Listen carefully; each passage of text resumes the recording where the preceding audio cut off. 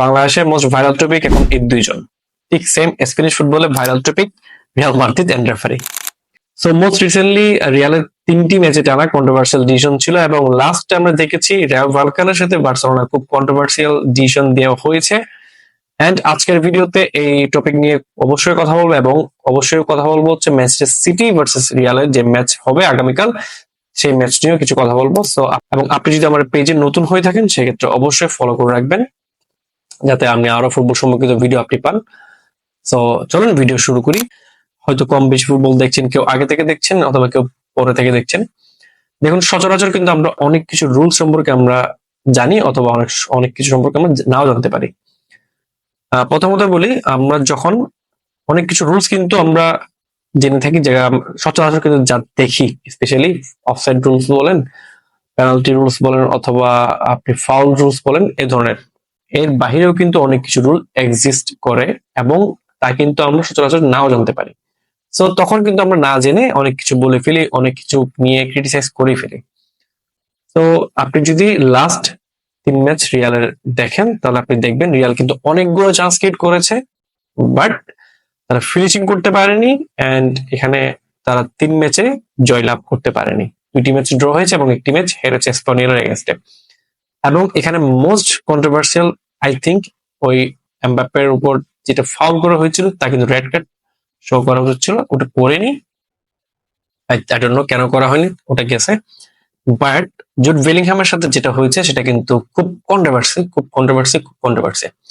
So এটা কিন্তু red card show নাও করতে পারতাম, বাট তিনি করেছেন। সো তাকে, যার কারণে এখন 1 সপ্তাহের জন্য তাকে নিষিদ্ধ করা হয়েছে।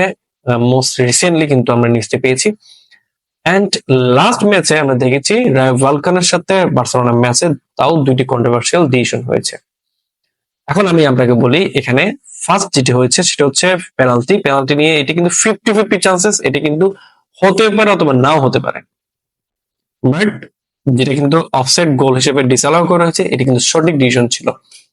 দেখুন, ফুটবলে কিন্তু অনেক কিছু রুলস রয়েছে। আমি কিন্তু এর আগেও বলেছি একটু আগে যে ফুটবলে কিন্তু অনেক রুলস রয়েছে যা কিন্তু আমরা সচরাচর দেখি না, তো যার কারণে ওসব রুল সম্পর্কে আমাদের জানা নেই। অনেকে কিন্তু জানে বা অনেকেই না জানতে পারে। তো এটি হচ্ছে অফসাইড রুলের ল 11th একটি ল। এখানে বলা আছে যে কোন ধরনের অপোজিট টিমের অফসাইড পজিশনে যদি তিনি থাকেন, এবং তিনি যদি অপোনেন্ট টিমের অর্থাৎ ডিফেন্ডারের আপনি পেস যদি ব্লক করা হয়, তাকে অর্থাৎ আপনার ভিশন যদি ব্লক করা হয়, অর্থাৎ তাকে যদি আপনার বলে চার্জ করতে না দেওয়া হয়, অফসাইড থাকা ওই প্লেয়ারটি যদি সে যদি ডিফেন্ডারকে চার্জ করতে না দেয় বলে, তা কিন্তু অফসাইড রুলে পড়ে, এবং এটি কিন্তু অফসাইড ধরা হয়। আমিও কিন্তু সেটি জানতাম না, বাট এখন জানতে পেরেছি। তো এরকম আরো অনেক রুলস রয়েছে অফসাইডের, যা কিন্তু আমরা জানি অথবা অনেকে নাও জানতে পারি। সো এটি 100% আমি বলবো রুল ল হিসেবে এটি অবশ্যই ফেয়ার ডিসিশন ছিল। তো এটি নিয়ে আই থিঙ্ক কন্ট্রোভার্সি হওয়ার কথাই না।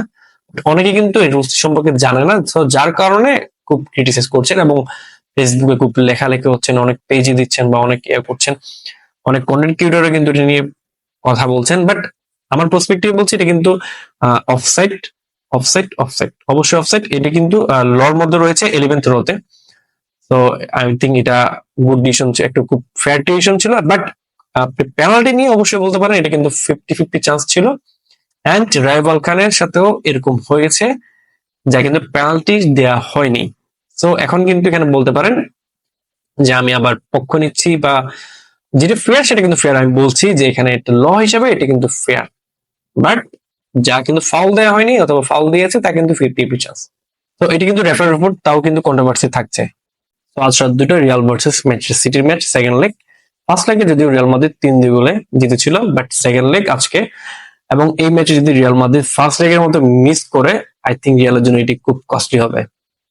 ফার্স্ট লেগে আমরা দেখেছি রিয়াল অনেক চান্স মিস করেছেন, এবং মোস্ট রিসেন্টলি লা লিগা ম্যাচেও আমরা দেখেছি রিয়াল অনেক চান্স মিস করেছেন। যদি এই ধরনের মিস এই লেগেও হয়ে থাকে, তাহলে রিয়ালের জন্য খুব কঠিন হবে। এবং আরেকটি কি ইফেক্ট হতে পারেন মোহাম্মদ মারমুশ, তিনি ইজিপশিয়ান প্লেয়ার, এবং মোস্ট রিসেন্টলি লাস্ট ম্যাচে তিনি হ্যাটট্রিক করেছেন, খুব ভালো ফর্মে রয়েছেন। তো তিনি সিটির কি প্লেয়ার হয়ে থাকবেন। আই থিঙ্ক এখানে তিনি স্টার্ট করবেন।